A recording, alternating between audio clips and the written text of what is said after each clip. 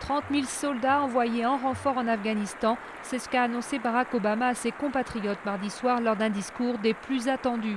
Les 30 000 soldats supplémentaires dont j'annonce l'envoi ce soir se déploieront dans la première partie de 2010 au rythme le plus rapide possible. Frapper vite et fort, une stratégie qui doit permettre d'en finir rapidement avec les talibans. Une stratégie aussi largement saluée par la presse américaine mercredi. Le quotidien Washington Post juge par exemple l'envoi de ces troupes à la fois juste et courageux.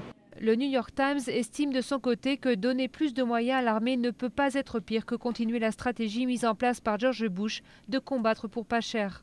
Pendant son discours, le président a tenté de rassurer ses concitoyens, en majorité fatigués par cette guerre vieille de plus de 8 ans et qui a coûté déjà près de 1 000 milliards de dollars. Il y a ceux qui suggèrent que l'Afghanistan est un autre Vietnam et qui affirment que l'Afghanistan ne peut pas être stabilisé et que nous ferions mieux de limiter nos pertes et de nous retirer rapidement. Ces assertions reposent sur une lecture erronée de l'histoire. Au lendemain de son discours dans les rues de la capitale, les opinions sont mitigées. Je ne comprends pas tous les détails du plan, mais c'est encourageant qu'il y ait un plan.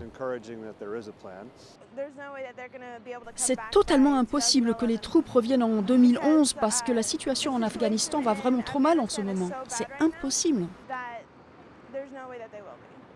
68 000 soldats sont actuellement déjà déployés en Afghanistan. 800 hommes ont péri depuis le début de la guerre.